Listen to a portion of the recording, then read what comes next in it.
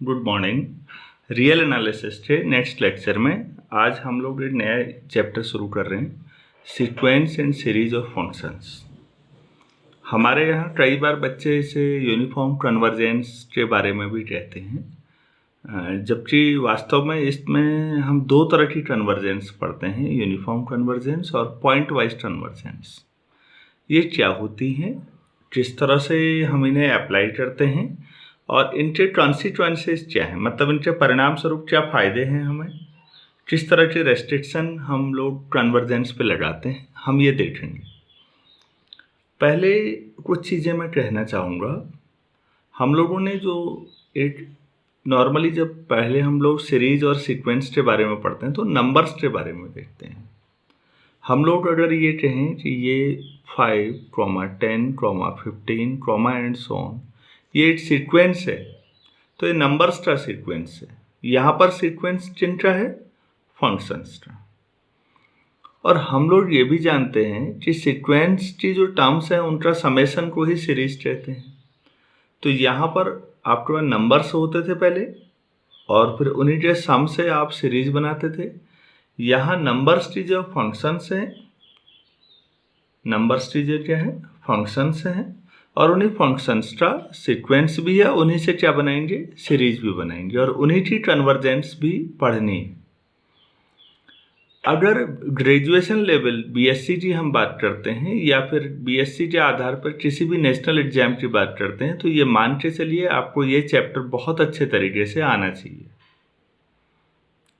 हम लोग जब शुरू में यहाँ पढ़ते हैं तो सीक्वेंस में फंक्शंस के सीक्वेंस के तौर पर, अब सीक्वेंस तो सबसे पहले प्रॉब्लम आती है कि फंक्शंस का सीक्वेंस कैसा होता होगा। नंबर्स का सीक्वेंस ठीक है, फंक्शंस का कैसा है? तो मैं ये बताऊं, सबसे आसान फंक्शन ले लीजिए, पॉलिनोमियल। सबसे आसान क्या लिया हमने? कोई पॉलिनोमियल ले ली। तो मेरे पास अलग अलग पॉलिनोमियल्स का एक कलेक्शन है, एक सीक्वेंस है। पॉलिनोमियल हमेशा से सबसे आसान रही है स्टडी करने में, चाहे अलजेब्रा की बात करें चाहे कैलकुलस की बात करें। दोनों तरह के लोगों को हमेशा पॉलिनोमियल कंफर्टेबल लगते हैं। अलजेब्रा के एक्सपर्ट पॉलिनोमियल के साथ क्या करेंगे? पॉलिनोमियल को ऐड कर सकते हैं, पॉलिनोमियल को मल्टीप्लाई कर सकते हैं, पॉलिनोमियल के फैक्टर कर सकते हैं, पॉलिनोमियल्स को डिवाइड कर सकते हैं।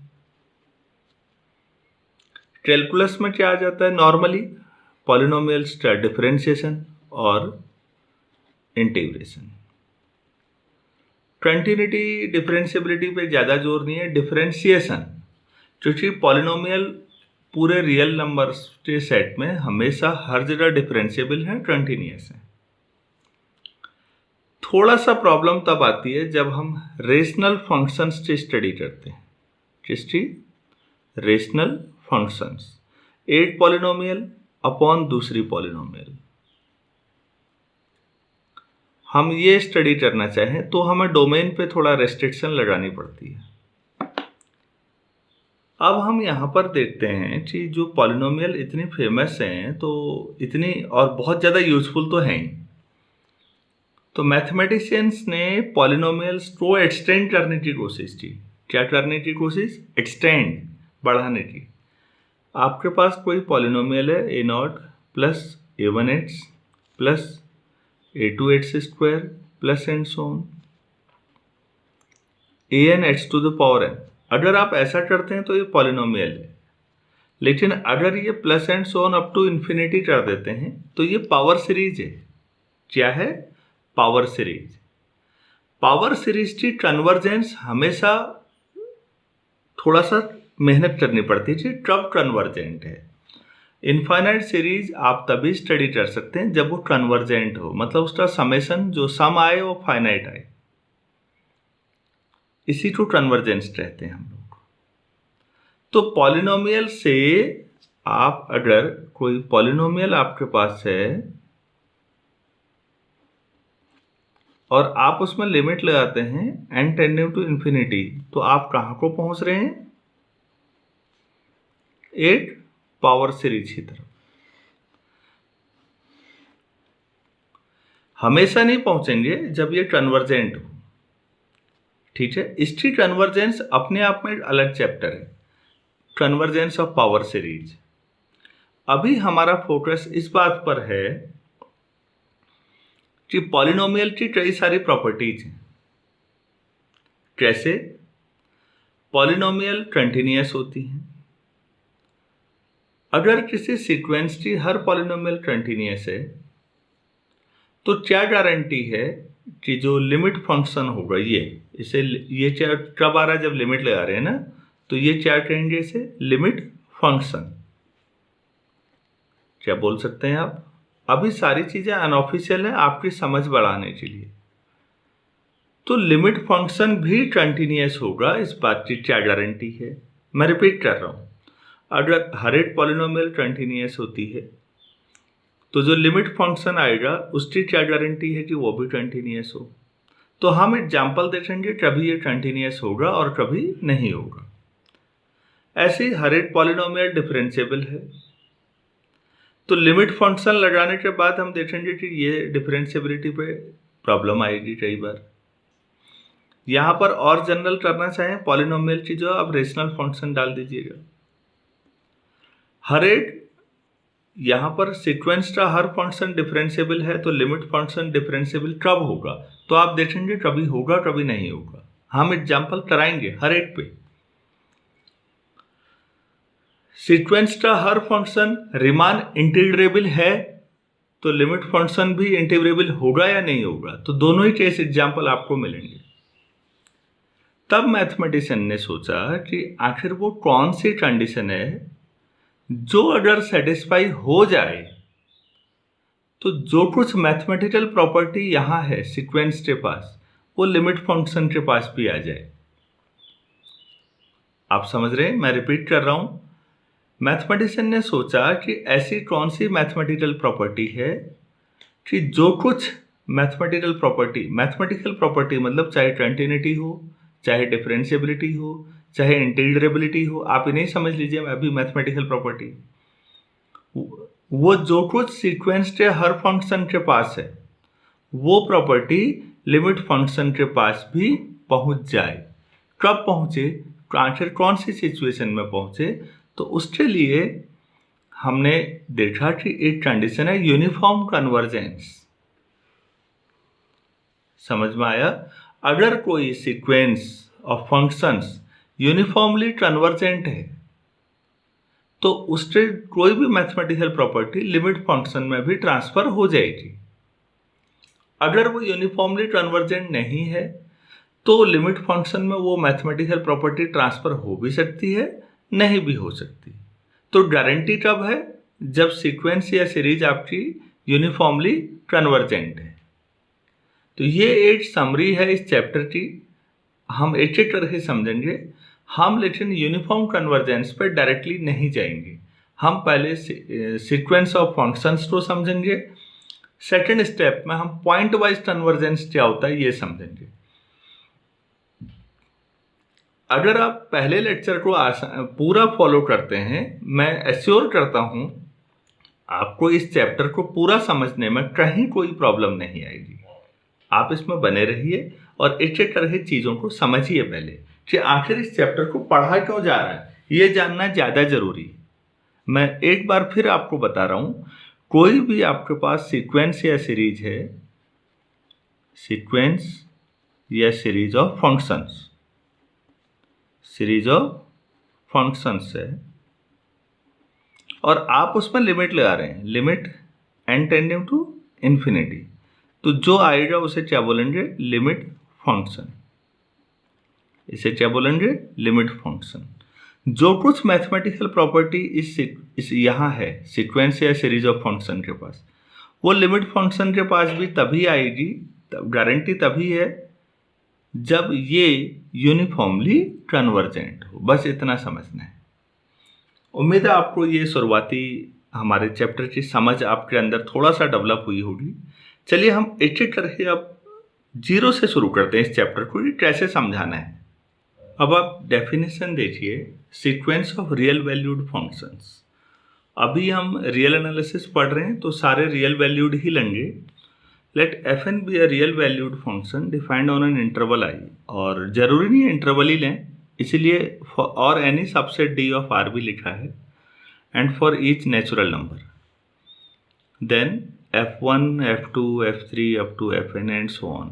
ये जो हुआ this is a sequence of real valued functions on i। तो ये तो लंबा तरीका हुआ लिखने का, आप शॉर्ट में उनको ऐसे भी लिख सकते हैं fn, जहाँ हर एक fn i से r में एक फंक्शन है n नेचुरल नंबर है, या फिर खाली fn लिख दीजिए ऐसे या ऐसे। हम लोग ये जो लास्ट के दो सिंबल है इन्हीं को यूज ज़्यादा करेंगे, और लेकिन इनका जो मतलब है वो मैंने पूरा लिख दिया आपको। अगर आप पहली बार भी पढ़ रहे हैं इस चैप्टर को तो आप इंजॉय करेंगे, ये मैं आपको एश्योर करता हूँ, अगर आप फॉलो करते रहें तो ये आपके रियल वैल्यूड फंक्शंस के सीक्वेंस को ऐसे लिखते हैं। एग्जाम्पल मैं आपको दे रहा हूँ कि आपके पास f n x to the power n है मान लीजिए, और x जो है आपके पास 0, 1 है, ठीक है। देन एफ एन एक्स जो सीक्वेंस होगा वो कैसा होगा सोचिए, f1x, f2x, f3x and so on, fnx and so on. तो f1x कैसा होगा, यहाँ पर n की जो नेचुरल नंबर 1 रखेंगे तो x square, x cube, x to the power n and so on, ये है। और जहाँ x कहाँ बिलोंग कर रहा है, 0 से 1। आप यहाँ देखिए, यहाँ दो वेरिएबल हैं n और x। n नेचुरल नंबर होगा और x जो होगा वो डोमेन का पार्ट होगा। यहाँ पर डोमेन क्लोज इंटरवल 0, 1 है, तो x यहाँ कुछ भी हो सकता है 0 से 1 के बीच में। अभी मैंने केवल 1 को n को वेरी कराया तो आपके पास ये आ गया। तो ये फंक्शंस का सीक्वेंस है, क्योंकि हर एक फंक्शन एक पॉलिनोमियल है। तो ये रियल वैल्यूड फंक्शंस का एक एग्जांपल हो गया, सीक्वेंस हो गया। उम्मीद है आपको समझ में आ रहा होगा। दूसरा एग्जांपल अगर मैं लूँ कोई, अब आप इसमें कोई एक पर्टिकुलर एक्स लेके भी कर सकते हैं काम। वो अगर आप एक पर्टिकुलर एक्स लेते हैं तो वो किसी एक पॉइंट की बात हो रही है। सपोज ये एक्स इक्वल टू मैंने यहाँ पर 1/3 लिया, तो 1/3, 1/3 square, 1/3 cube and so on, 1/3 to the power n and so on. आप सोचिए ये ज्योमेट्रिकल प्रोग्रेशन है जीपी, और 1/3 पहली टर्म है, कॉमन रेशियो भी 1/3, ये कन्वर्जेंट होगा। तो ये उस पॉइंट पर कन्वर्जेंट है। अगर मैं x इक्वल टू 1/2 ले लूँ इसी में, तो 1/2, 1/2 square, 1/2 cube and so on, ये भी कन्वर्जेंट आएगा। तो ये कहाँ पर कन्वर्जेंट है, 1/2 पर कन्वर्जेंट है। उम्मीद है आपको एक एक पॉइंट पर कन्वर्जेंस समझ में आ रही होगी।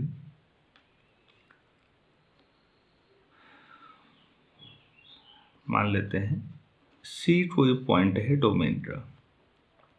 देन अब आपके पास ये एक पॉइंट पर, जरूरी नहीं है कि आप उसी सारे पॉइंट पे बात कर रहे हो, तो फिर ये ऐसा होगा f1c, f2c, f3c and so on. तो अब ये सीक्वेंस की कन्वर्जेंस हो या कोई और चीज हो, ये जहां पर भी हो रही है C पॉइंट पर हो रही है। यहाँ पर आप जो ले रहे हैं ये सारे पॉइंट्स हैं, उनके लिए सही है डोमेन के। यहाँ पर एक पर्टिकुलर पॉइंट के लिए आपने सीक्वेंस डेवलप किया है। उम्मीद है आपको सीक्वेंस कैसे लिखते हैं ये समझ में आया होगा।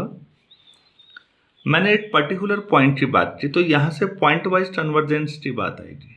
तो वो क्या होती है, थोड़ा सा और समझते हैं। तो अब डेफिनेशन में आपको बता देता हूँ। पॉइंट वाइज कन्वर्जेंस की ऑफिशियल डेफिनेशन ये है: For each n belongs to natural number, let fn be a function defined on a set A. A या D डोमेन जो भी लिखें, A जो है R का सबसेट है। The sequence fn of functions converges pointwise on A to a function f A belongs to R, if for all x belongs to A, the sequence of real functions fnx converges to fx. तो आप इसे ऐसे भी लिख सकते हैं कि जिस समय fn जो होगा वो कहाँ को कन्वर्स करेगा, f को। कई किताबों में केवल इतना लिखा होता है, कई किताबों में इसे ऐसे लिखते हैं, खाली लिमिट ले लीजिए fn इक्वल टू f, क्योंकि जब भी हम सीक्वेंस में लिमिट की बात करेंगे तो वो n टेंडिंग टू इन्फिनिटी ही होगी। तो n टेंडिंग टू इन्फिनिटी नहीं भी लिखते हैं, आप केवल लिमिट लिखते हैं तो समझ में आ जाता है कि अच्छा जब n इन्फिनिटी जाएगा तो ये चीज़ fn कहाँ को जा रही है, f को जा रही है। और हो सकता है किसी को पूरा ही लिखना हो, limit n tending to infinity, और खाली fn भी या fnx लिखना हो तो भी आप इसे fx लिख सकते हैं। ये तो आप ये तीन रिप्रेजेंटेशन है, आप जिसे फॉलो करें n टेंडिंग टू इन्फिनिटी में fnx कैसे कहाँ को जा रहा होगा। fx तो आपने बहुत सारा पढ़ा है कैलकुलस में भी, इसे लिमिट फंक्शन कहते हैं, सीक्वेंस का लिमिट फंक्शन। लिमिट मतलब जब सीक्वेंस n इन्फिनिटी हो जा रहा है तो सीक्वेंस कहाँ किस लिमिट की तरफ जा रहा है, कन्वर्स कहाँ को कर रहा है, तो उसे लिमिट फंक्शन कहते हैं। तो हम ये देखना चाहेंगे कि जो सीक्वेंस की प्रॉपर्टीज हैं वो किस हद तक लिमिट फंक्शन तक ट्रांसफर हो रही हैं, हो भी रही है या नहीं हो रही है, ये सारी स्टडी हम यहाँ करेंगे। अब कुछ एग्जाम्पल ऐसे हैं जो काफ़ी फेमस है, हमें उनको एक एक करके देख लेना चाहिए। तो लेट fnx आपके पास है x square plus nx upon n, और यहाँ पर x जो है कोई भी रियल नंबर है, तो डोमेन जो हो गया पूरा R हो गया आपके पास, ठीक है। f1x अगर आप करेंगे तो आपको कैसा मिलेगा, n की जो 1 रखिए तो क्या मिलेगा, x square plus x common x plus 1, तो ये कहाँ पर जीरो हो रहा है, -1 और 0 पर, ठीक है। तो 0 और -1 इसके रूट्स आए, f2x x square plus 2x upon 2, तो हाफ एक्स प्लस 2 आपके पास ये आएगा। इसे आप f3x करेंगे तो समझ ही रहे होंगे, 1/3 x square plus 3x, 1/3 x plus 3 etcetera. हम ये जानना चाहते हैं जब n टेंडिंग टू इन्फिनिटी होगा तो फंक्शन कैसा होगा। ये मैं आपको ज्योमेट्रिकली भी बताने की कोशिश कर रहा हूँ। अभी लिमिट जब n टेंडिंग टू इन्फिनिटी होगा तो fnx, तो limit n tending to infinity होगा तो आप इसे एक्स स्क्वायर बाई n प्लस एक्स लिखेंगे, तो देखिए ये कहाँ को जा रहा है, x को जा रहा है। धीरे धीरे ये फंक्शन x की ओर जा रहा है, यही आपका लिमिट फंक्शन होगा, मतलब fx equal to x limit function. अब आप इन्हें ग्राफ शीट पे अगर बनाना चाहेंगे तो इस तरह से समझिए, जो पहला था वो 0 और -1 पर एक्स एक्सिस को कट करेगा, ये कहाँ कहाँ पर करेगा, -1 पे और 0 पर, तो ये 0 है आपके पास, तो -1 इधर होगा, तो ये ग्राफ कुछ ऐसा आएगा। ये आपके पास f1x है, इस तरह का ग्राफ होगा। ये -1 पे, -2, -3, ये ओरिजिन है आपके पास। आप उसके बाद अगर ग्राफ ड्रॉ कर सकते हैं दूसरे का, आप इसे देखिएगा, ये लगभग ऐसा कुछ आएगा। देखिए रफ स्ट्रेचिंग है, थोड़ा आपको समझाने की कोशिश हो रही है बस, ये कुछ ऐसा आएगा। तीसरा आप करेंगे तो ये कुछ ऐसा, और n टेंडिंग टू इन्फिनिटी में ये ऑलमोस्ट कुछ ऐसा आएगा एफ एट्स इक्वल टू एट्स। एक्चुअल में ये सीक्वेंस इस तरह से है और धीरे धीरे धीरे धीरे ये मुड़ रहे हैं, मतलब ये मुड़ेंगे। ये बहुत अच्छे तरीके से तो नहीं बनाए, और धीरे धीरे अगर आप n बढ़ाते जाएंगे तो ये काफ़ी हद तक फ्लैट होते जाएंगे, और जब n इन्फिनिटी जाएगा तो ये फंक्शन का जो सीक्वेंस है वो एफ एक्स पे कन्वर्स करेगा, इससे आगे कहीं नहीं जाएगा। एफ एक्स लास्ट है जब n इन्फिनिटी को जा रहा है। तो आपने देखा कि ये उसका लिमिट फंक्शन है, और अच्छी बात यह है कि वो भी कंटिन्यूस है। यहाँ पर हर एक कंटिन्यूस था क्योंकि पॉलिनोमियल है हर एक, आप देख रहे हैं सीक्वेंस का हर फंक्शन कंटिन्यूस है, और जो लास्ट में लिमिट फंक्शन आया वो भी कंटिन्यूस आ रहा है। तो यहाँ कंटिन्यूटी सीक्वेंस से लेकर लिमिट फंक्शन पे ट्रांसफर हो गई, आप ऐसा सोच सकते हैं। आप अभी देखेंगे कि ऐसा हमेशा नहीं हो पा रहा है। इसी के लिए मैं बार बार कह रहा हूँ आपको कि यूनिफॉर्म कन्वर्जेंस इसीलिए पढ़ानी पड़ती है। तो खैर अभी आपको पहला एग्जाम्पल उम्मीद है आपको समझ में आया होगा, जहाँ कंटिन्यूटी ट्रांसफर हुई है लिमिट फंक्शन तक, और आपको ज्योमेट्रिकली इंटरप्रिटेशन भी हो गया कि इस सीक्वेंस का कन्वर्जेंस आप किस तरह से शो करेंगे। तो आप इस तरह से लिख सकते हैं यहाँ पर कि एफ एन कन्वर्स कर रहा है एफ को point wise to F x equal to X on R. पूरे आर में हर पॉइंट पर ऐसा हो रहा है। आप पॉइंट कोई भी ले लीजिए, ये सारे सीक्वेंसेस इसी तरह से कन्वर्स होंगे। ये दूसरा एग्जाम्पल लेते हैं। अब इस सीक्वेंस को देखिए, यहाँ पर एफ एन एक्स आपके पास ऐसा दिया हुआ है X to the power N, X close interval 0-1 में।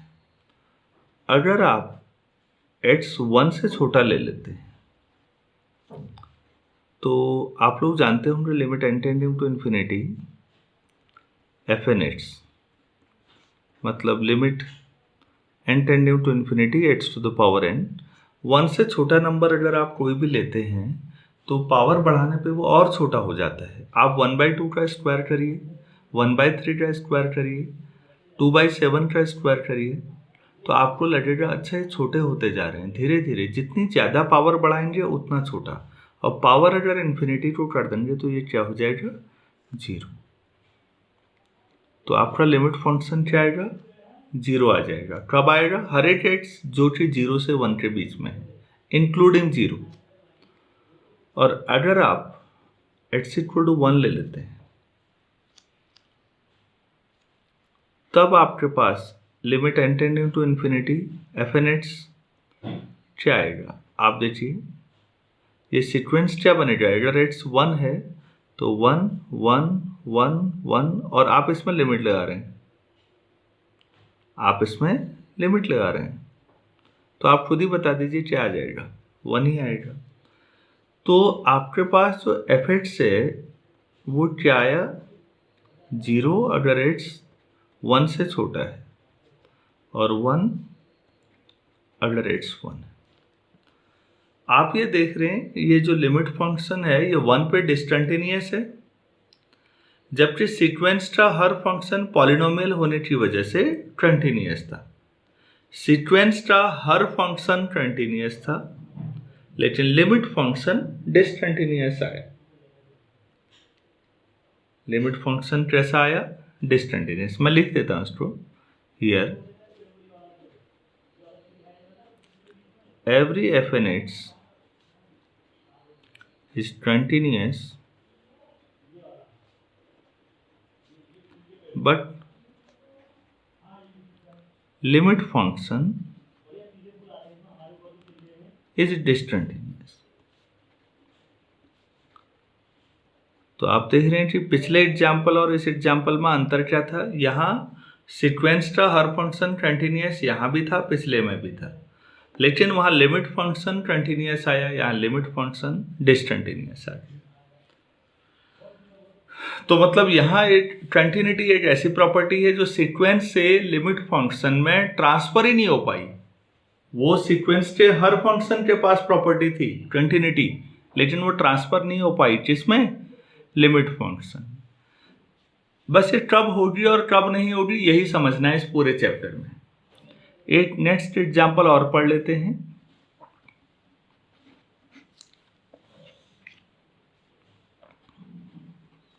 Late F N H equal to H upon 1 प्लस एन एच। तो अगर आप हिस्ट्री और F N H upon N plus N H, इसको क्या बोलेंगे? Rational function. दो पॉलिनोमियल के डिवीजन को क्या बोलते हैं? Rational function. और डोमेन ये है आपके पास, एच जीरो है या पॉजिटिव है। अगर एच पॉजिटिव है, एच को क्या ले रहे हैं आप? पॉजिटिव। तो अब उस समय limit n tending to infinity F N H क्या होगा? पॉजिटिव लेते हैं तो कोई भी पॉजिटिव नंबर ले सकते हैं आप। तो ये अगर आप लिमिट लगा रहे हैं, limit n tending to infinity, तो n भले ही आप कॉमन ले लें, 1 upon N, H upon 1 by N plus H. तो n इन्फिनिटी को लगाइए, फाइनाइट है, 1 अपॉन एन भी पॉजिटिव होगा, एच भी पॉजिटिव लिया आपने, ये ओवरऑल क्वांटिटी पॉजिटिव है और ये 1 अपॉन एन, 1 अपॉन इन्फिनिटी, तो ये जीरो हो जाएगा। तो आपका लिमिट फंक्शन जीरो आएगा इस बार। और अगर आप x को शुरू से ही जीरो ले लेते हैं, x ही जीरो है तो एफ एन जीरो तो जीरो ही है, तो f1 f2 f3 zero constant sequence है। तो उस समय तो आप लिख ही लेंगे डायरेक्ट कि आपके पास ये लिमिट आप किस सीक्वेंस में लगा रहे हैं, जो आपका सीक्वेंस ही पूरा जीरो है। तो ये जीरो आया। तो यहाँ पर आप देख रहे हैं कांस्टेंट सीक्वेंस आ जा रहा है। सो जो लिमिट फंक्शन है आपका जीरो है for every H greater than equal to zero. तो ये एक फंक्शन है, लेकिन ये कांस्टेंट फंक्शन है, जबकि सीक्वेंस का हर फंक्शन वेरिएबल था। मतलब आप वेरिएबल फंक्शंस का सीक्वेंस ले रहे हैं, वो भी रेशनल फंक्शंस का, और जो लिमिट फंक्शन आया आपका वो कैसा आया? वो कांस्टेंट आया, उसकी वैल्यू बदल ही नहीं रही है। ये भी संभव है, मतलब कि वेरिएबल ना आए, कांस्टेंट फंक्शन आ जाए। हाँ, इतना है कि कांस्टेंट होगा तो कंटिन्यूअस भी होगा। तो मतलब अगर इनमें से हर एक कंटिन्यूअस था तो यहाँ भी कंटिन्यूटी है, हर एक डिफरेंशिएबल था तो यहाँ भी डिफरेंशिएबिलिटी है, अगर हर एक रीमान इंटीग्रेबल होगा तो यहाँ भी रीमान इंटीग्रेबल होगा। तो यहाँ प्रॉपर्टी ट्रांसफर हो रही है। यहाँ थोड़ा अलग ये था कि कांस्टेंट सीक्वेंस है, कांस्टेंट लिमिट फंक्शन आ रहा था। उम्मीद है आपको समझ में आ रहा होगा कि हम डिफरेंट एग्जाम्पल से समझ रहे हैं कि किस तरह से सीक्वेंस का नेचर है और कैसा नेचर आपका लिमिट फंक्शन का आ रहा है। ये हमारे पास नेक्स्ट एग्जाम्पल है सीक्वेंस का। एफ एन एच ऐसा है, X to the power 1 plus 1 upon 2n minus 1, X कोई क्लोज इंटरवल -1 से 1 में है। अगर आप लिमिट लगाते हैं n tending to infinity F N H, तो देखिए एक्स टू द पावर 1 में n नहीं है, तो आप इसे बाहर ले सकते हैं। आप इस तरह से कर सकते हैं, limit n tending to infinity x to the power 1 upon 2n minus 1, और x -1 से 1 के बीच है आपके पास, तो mod x less than equal to 1 है, ऐसा भी लिख सकते हैं। खैर n इन्फिनिटी जाएगा तो ये जीरो की ओर जाएगा, तो x टू द पावर 0 1 की तरफ टेंड करेगा, तो आपके पास केवल कितना आ जाएगा? x। यही आपका f(x) होगा इस समय। तो आपके पास जो सीक्वेंस से फंक्शंस थे थोड़ा अजीब से थे, लेकिन बहुत ईजी फंक्शन आया है। लिमिट फंक्शन आपके पास आइडेंटिटी आया, जिसके कंटिन्यूटी पे कोई डाउट नहीं, डिफरेंशिएबिलिटी पे कोई डाउट नहीं, इंटीग्रेबिलिटी पे कोई डाउट नहीं, बहुत इजी फंक्शन है। जबकि सीक्वेंस का हर फंक्शन अपने आप में n 1 2 3 4 रखिए आप, इसमें आप देखेंगे बड़ा उटपटांग टाइप का आ रहा हो। तो उम्मीद है कि हमने कुछ एग्जाम्पल्स देखे जहाँ सीक्वेंस के फंक्शंस कुछ अलग दिख रहे थे, लिमिट फंक्शन कुछ और दिख रहा था। चलिए अब हम इसे थोड़ा सा आगे बढ़ाते हैं, अब पॉइंट वाइज कन्वर्जेंस की कुछ चीज़ें सीखते हैं। मैंने आपको पॉइंट वाइज कन्वर्जेंस की एक डेफिनेशन लास्ट पेज में बताई थी एक बार दोबारा एक दूसरी डेफिनेशन, क्योंकि हम ज़्यादातर इसे यूज़ करेंगे। हम लोग जब भी एप्सिलॉन डेफिनेशन को हम यूज़ करते आ रहे हैं पहले से, तो आपको चैलेंज रिस्पॉन्स सिस्टम हमने पढ़ा था कंटिन्यूटी में, डिफरेंशिएबिलिटी में। एप्सिलॉन कोई भी चैलेंज देता है और उसके करस्पॉन्डिंग आपको डेल्टा मिलता था, रिस्पॉन्स मिलता था।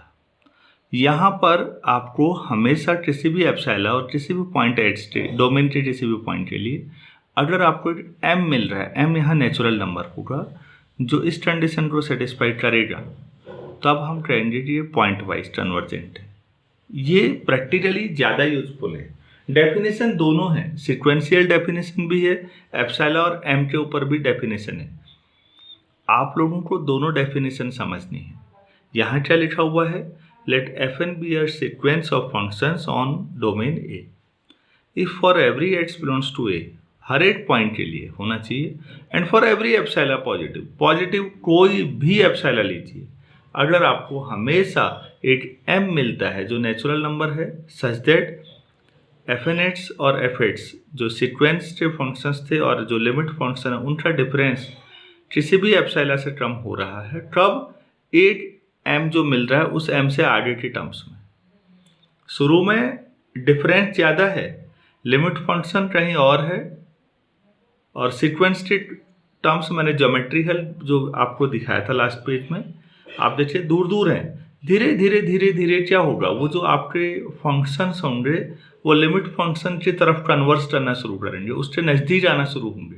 कितना नज़दीक, जितना आप चाहें, जितना आप चाहें उतना नज़दीक आ सकते हैं। तब आप मानेंगे कि हाँ ये कन्वर्स कर रहा है, हर पॉइंट पे कन्वर्स कर रहा है। ये डेफिनेशन ज़्यादा यूजफुल है प्रैक्टिकल पॉइंट ऑफ व्यू से। डेफिनेशन दोनों इक्विवेलेंट हैं, दोनों ही पॉइंट वाइज कन्वर्जेंट को बता रही हैं। ये आपके व्यावहारिक तौर पर यूजफुल है। मैं जो बार बार कह रहा हूँ कि पॉइंट वाइज कन्वर्जेंट है और ये थोड़ा सा आपको लिमिट फंक्शन में जो कुछ है ज़रूरी नहीं है कि वो ट्रांसफ़र नहीं करवा पा रही है। तो मैंने आपको कुछ एग्जाम्पल दिए थे, कुछ एग्जाम्पल मैं और देना चाहूँगा ताकि आपकी पॉइंट वाइज कन्वर्जेंस की जो लिमिटेशन है, जो कमियाँ हैं, वो अच्छी तरह क्लियर हो जाएं, ताकि हम नेक्स्ट लेक्चर में पूरा डिटेल में यूनिफॉर्म कन्वर्जेंस पढ़ें और वहाँ गारंटेड हम एश्योर हो जाएं कि जो कुछ सीक्वेंस के पास है वो लिमिट फंक्शन के पास ट्रांसफ़र होगा। गारंटेड है वहाँ। कब गारंटेड है? जब यूनिफॉर्मली कन्वर्जेंट है। नेक्स्ट लेक्चर में अभी क्या है, पॉइंट वाइज कन्वर्जेंस, ये वीक कन्वर्जेंस है। यहाँ पर जो कुछ सीक्वेंस के पास है जरूरी नहीं है वो लिमिट फंक्शन के पास जा पाए। आपने अभी एग्जाम्पल देखे थे, कुछ एग्जाम्पल मैं और लिखाना चाहूँगा ताकि आपकी प्रैक्टिस बने। देखिए, आप लोगों के नोट्स प्रॉपर तरीके से बन पाएँ, इसीलिए मैंने ये चीज़ लिखा दी है, जबकि मैं ये सारी चीज़ें बोल चुका हूँ। देखिए, if each function of a sequence fn has a certain property such as continuity, differentiability or integrability, then to what extent is this property transferred to the limit function f? किस हद तक ये प्रॉपर्टी लिमिट फंक्शन को transfer होगी? तो फिर वही next कमी देखिए, actually point wise convergence is not enough strong to transfer any kind of properties mentioned above from fn to f।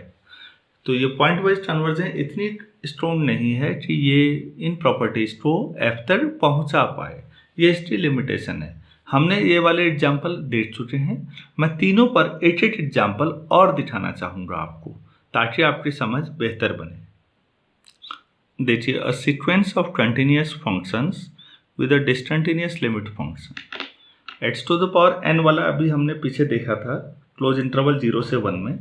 वो एग्जाम्पल बता रहा था हर एक कंटिन्यूस था सीक्वेंस का फंक्शन, लेकिन लिमिट फंक्शन कैसा आया, डिसकंटिन्यूस।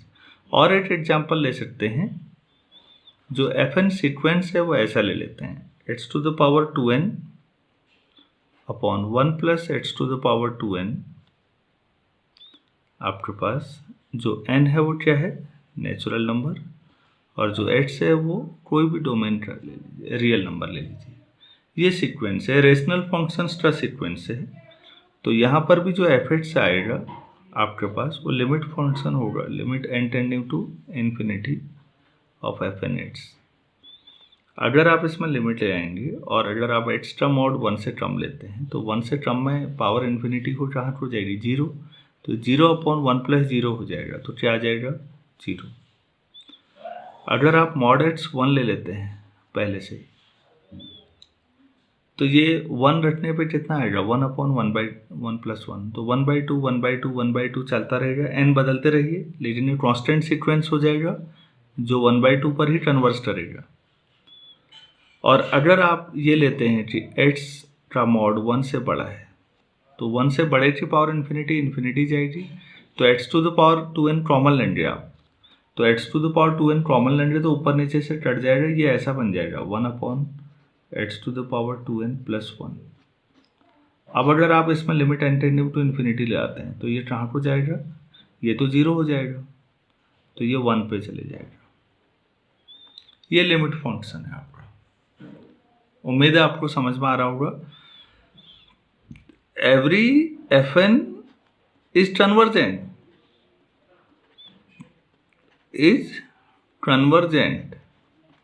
fx is discontinuous. आप ये देख ही रहे हैं कहाँ पे डिस्कंटिन्यूअस हो गए, -1 पे, +1 पे, और हाँ -1 और 1 पे क्या हो जाएगा, डिस्कंटिन्यूअस हो जाएगा, बाकी कोई दिक्कत नहीं है। तो 2 पॉइंट पे डिस्कंटिन्यूटी है, जबकि सीक्वेंस का हर फंक्शन, तो पॉइंट वाइज कन्वर्जेंस कमजोर है। कंटिन्यूटी है एग्जाम्पल अगर आपको है तो 2 एग्जाम्पल हो गए आपके पास। चलिए एक डिफरेंशिएबिलिटी पे सीखते हैं। नेक्स्ट देखिए, हमने a sequence of differentiable functions in which the limit of the derivative is not equal to the derivative of the limit of functions. fn(x) आपके पास ये है, आपको एक सीक्वेंस मैंने लेके देखा है sin x nx/√n x belongs to r। अगर आप इसका लिमिट फंक्शन निकालते हैं, देखिए लिमिट फंक्शन, तो वो f(x) हुआ और वो limit n tending to infinity fn(x) मतलब sin nx/√n। साइन की वैल्यू -1 से +1 के बीच ही होती है, तो ऑब्वियस अनबाउंडेड नहीं है और नीचे इन्फिनिटी की तरफ जा रहा है, तो ये क्या हो जाएगा 0 for every x belongs to r। तो आपके पास जो लिमिट फंक्शन आया वो क्या आया, कांस्टेंट फंक्शन आया, f(x) = 0, तो f'(x) भी 0 होगा, तो फिर f'(0) क्या आ गया 0 आ गया। ये समझ में आ रहा है, ये आपने लिमिट फंक्शन को डिफरेंशिएट किया है। अगर मैं पहले डिफरेंशिएट करूं और फिर लिमिट लूं, यहाँ आपने लिमिट लेके डिफरेंशिएट किया है। हम यही कहना चाह रहे हैं कि लिमिट लेके डिफरेंशिएशन और डिफरेंशिएशन करके लिमिट, दोनों अलग अलग चीजें हो रही है। कैसे, नाउ fn(x) का डेरिवेटिव निकालते हैं, तो ऑर्डिनरी डेरिवेटिव साइन का ही होगा, sin nx का क्रॉस nx, x के रिस्पेक्ट में है तो n/√n, तो जितना आएगा √n इंटू क्रॉस nx, ये आ जाएगा। अब यहाँ पर क्रॉस की वैल्यू या तो +1 या -1 मैक्सिमम यहाँ जाएगी, तो अगर आप लिमिट लगा दें इस समय n tending to infinity fn(x) derivative, तो देखिए limit n tending to infinity √n cross of nx, तो आप भी समझ रहे हैं कि जो ये वैल्यू है ये कहाँ को जा सकती है, मैक्सिमम क्रॉस nx ये है आपके पास। और अगर आप डेरिवेटिव 0 पे निकालें, ये तो इन जनरल है fn 0, चलिए ठीक है, तो limit n tending to infinity कितना आएगा, केवल √n, ये कहाँ को जाएगा इन्फिनिटी को, तो आप ही बताइए। सो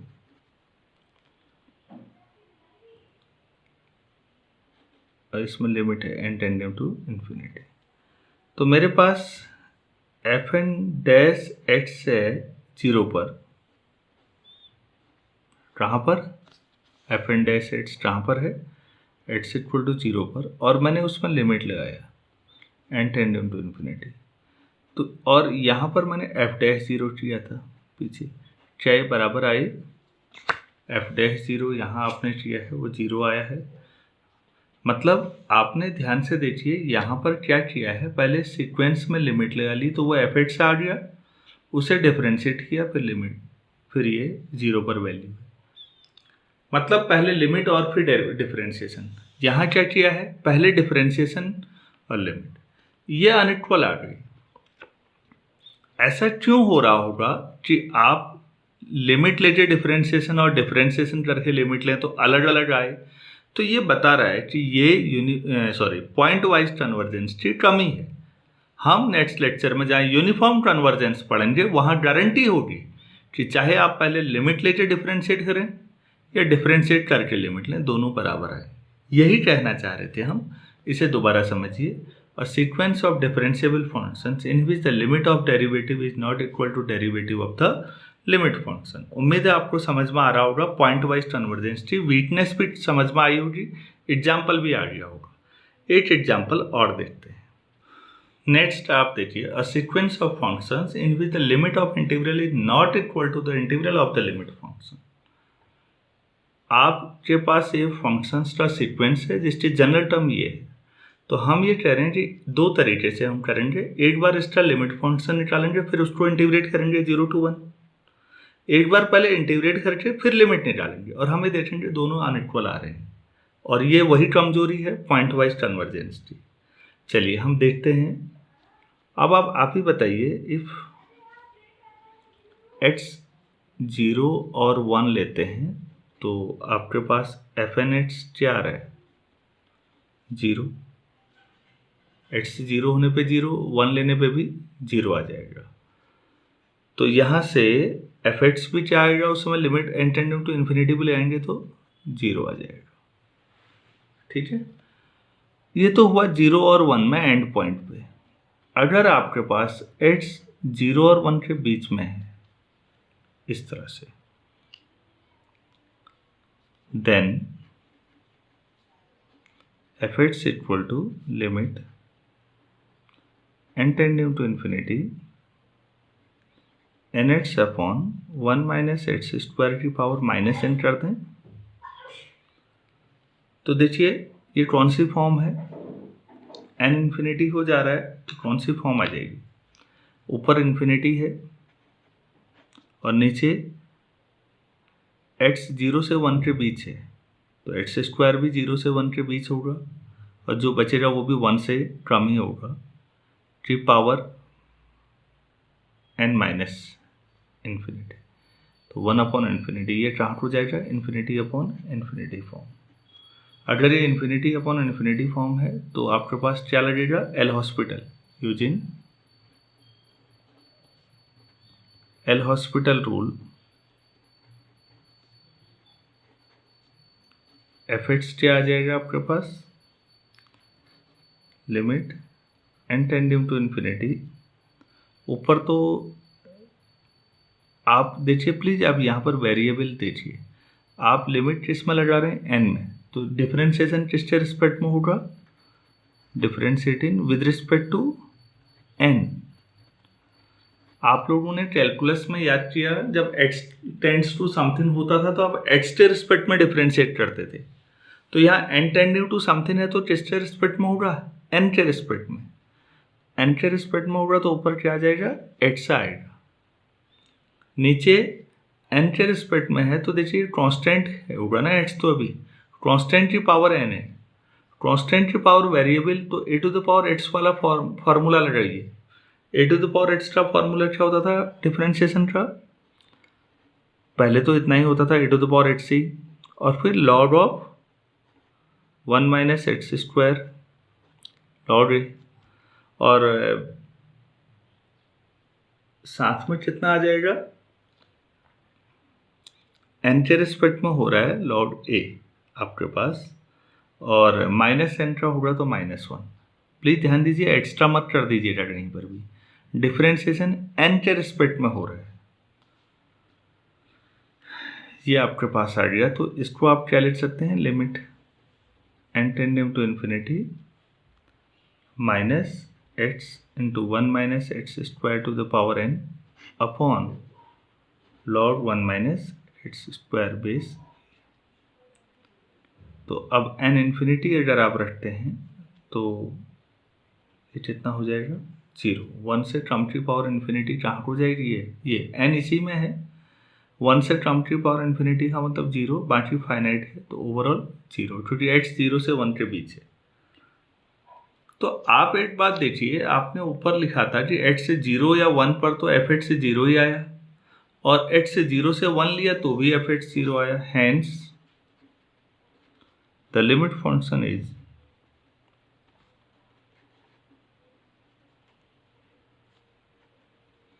f(x) equal to 0 for every x belongs to 0 to 1।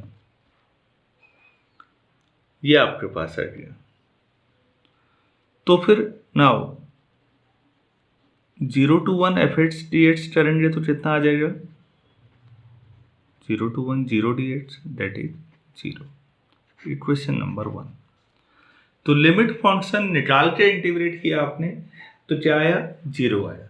अब क्या करेंगे, अब आप पहले इंटीग्रेट कर लीजिए जनरल टर्म को fn(x) को, और फिर लिमिट लगाइए। तो नाउ हम लगा रहे हैं 0 to 1 fn(x) dx, 0 to 1 nx 1 minus x square to the power n dx। अब आप dx लिख रहे हैं तो वेरिएबल क्या है x है, तो आप इसे कर सकते हैं एक्स स्क्वायर को t मान लीजिए तो 2x dx यहाँ पर आ जाएगा। लेट आपके पास x square equal to t, तो x dx equal to dt by 2। उम्मीद है आप समझ रहे होंगे। तो आपके पास ये x dx हट जाएगा, dt आ जाएगा। आप इसे कर लीजिए, मैं इसे सॉल्व मैंने रफ में किया था तो मैं इसे डायरेक्ट लिख दे रहा हूँ। ये आ रहा है n/2 टाइम्स n+1। तो आपने पहले इंटीग्रेट किया, अब लिमिट लगाते हैं इसमें। तो limit n tending to infinity 0 to 1 fn(x) dx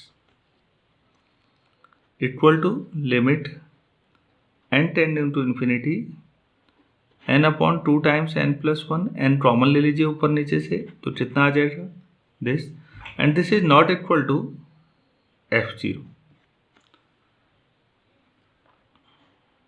0 to 1 या f(x) dx कर लेते। तो जो आपके लिमिट फंक्शन का इंटीग्रेशन है 0 to 1, मतलब आप लिमिट लें और फिर इंटीग्रेट करें, और यहाँ पहले इंटीग्रेशन कर लें और फिर लिमिट लें, दोनों अनइक्वल है। और ये फिर वही कमी है पॉइंट वाइज कन्वर्जेंस की। तो पॉइंट वाइज कन्वर्जेंस में हमने तीनों जो मैथमेटिकल प्रॉपर्टी हमें स्टडी करनी है उसकी कमियां देख ली कि क्या दिक्कत आ रही है। उम्मीद है आपने पहला लेक्चर एंजॉय किया होगा। आज इतना ही करते हैं। नेक्स्ट लेक्चर में आप इस कमी को कैसे दूर करें ये सीखेंगे। Thank you.